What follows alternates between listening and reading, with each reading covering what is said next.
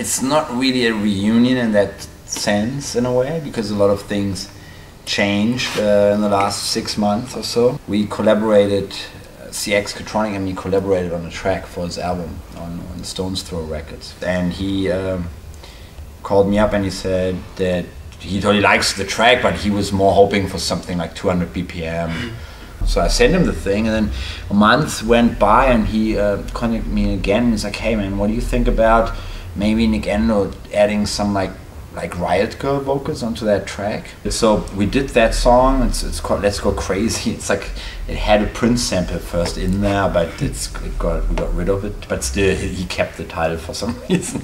And then Hanin Elias contacted me in like October, November or something, how we feel like playing an ATARI Teenage Riot show, maybe just 1 or 2 or something. When we played that show at Brixton Academy in London, Hanin Elias like walked out of the band just on that day. Carl Crack was really in a very bad state back then. He was suffering from psychosis attacks, so like it was really bad. So, but we went on stage anyway, and then we hardly really spoke afterwards because we felt a bit like let down by her. Like, I mean, she played only about 30% of the shows in the 90s anyway. So, I mean, what a lot of people don't really understand about ATARI Teenage Riot, it's always has been more like a loose, crazy collective of people. We thought, okay, let's do it like that. First the 3 of us, Nick Endo, Hanin Elias and me. And then a few months later, we're like, hey, maybe CX Katronic, he could actually fit. Like, he wouldn't really replace Carl Crack because Carl Crack died in 2001. But maybe he can bring something fresh into this band. When we were working more on the set, actually, Hanin Elias realized that, because she didn't tour for 10 years, really, she really didn't have her screaming voice like she used to anymore.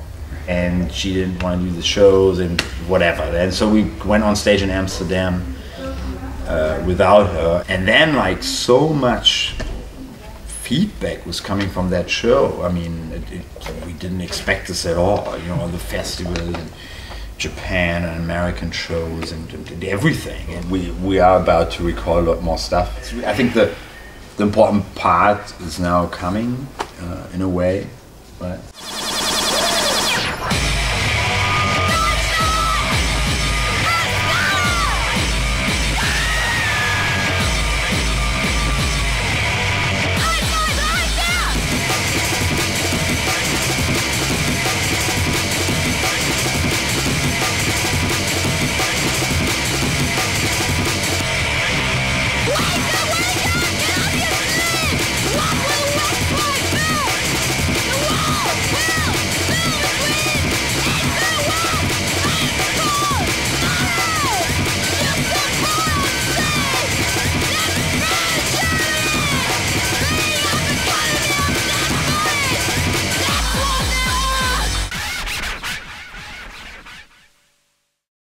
I did my last breakcore record was the Alec Empire vs. Elvis Presley record, which came out in '98. This record was almost like a sort of like goodbye thing to the Amen break. I was actually the guy who started using it on every song and stuff, you know.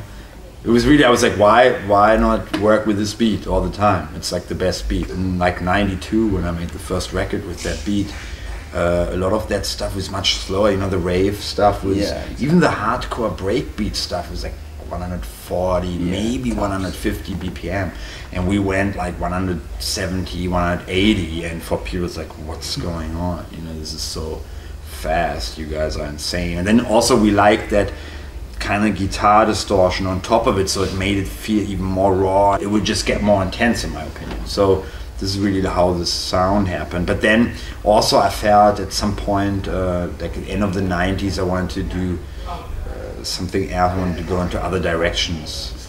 I never really felt part of the breakcore scene itself. Like I was more, there was a digital hardcore scene, you know, and we had the, back in the day, like the Bass Tower sound system, and it was all hard and fucked up stuff. But then, I don't know, I was getting a lot of negative stuff from that scene, like that breakcore scene, like early 2000, 2001, it was a kind of like backlash, but I never really understood that, to be honest. I was like, I love this music. I was one of the first guys who made this stuff. Like, what's going on? I think maybe it's like this thing when you start making music and you kind of want to kill your, I don't know, like idols or people who did stuff before you to proceed, you know. So I could also understand it, but to me it was like, do I really want to DJ at these parties and stuff? But then later on I started doing stuff again, like a few years ago, you know, Bangface, that scene in England. That's also where I met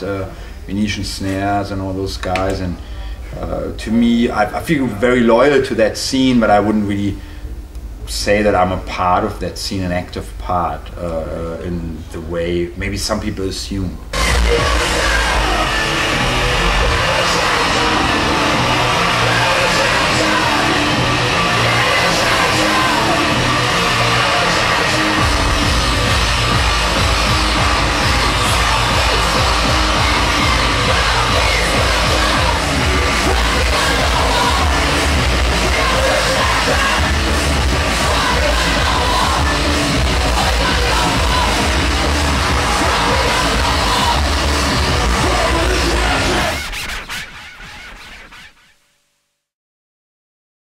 I mean, for some people it would be maybe the same thing. I don't know. It's because both things influence each other also. But of course, digital hardcore always was more, you know, like we used more like song structures. You know, it's almost like if you compare punk rock and heavy metal or something. You know, it's like, okay, both things are maybe fast and have distorted guitars, but the energy is kind of different. All these genre kind of like, it's never like this, that there's this line where you go, this is not this genre anymore. You know, they blur into each other and influence each other. So you know that we, for example, ATARI Teenage Riot or Shih Tzu or all these bands, they were also having like songs. It wouldn't be really DJ material. Maybe the remixes or something would, you know, would be like, some stuff could be considered breakcore or something. It has elements of it in there, but it's more like song based. Back in the day, there was all this creativity, and people didn't see these limits. You know, we were just, hey, this sounds good, this is awesome. We are into punk and metal and all that stuff, and let's just bring all these genres together. And there's also that digital hardcore sound. The DHR records had always their own kind of sound. I think which has also something to do with the mastering and the way we put these records together. We mastered all of these records at Abbey Road Studios in London, which is always written. Some people think it's a joke or something, but it's actually true. Because, you know, in the beginning, these were like, you had to go to proper mastering places. You know, so, and also the guy really understood the music, because a lot of engineers would have real difficulties understanding that stuff. I think if you look at breakcore now, it's also has become much wider, much more open thing. So I think that's great. You see, like, I always wanted that diversity, and I never quite understood why some people in the scene were like so, like, not tolerant towards other stuff. I didn't get that, to be honest. And there's always the danger of that scene becoming very, like, fundamentalist, you know, about things. So that's what the future is anyway, you know. It has to evolve like that.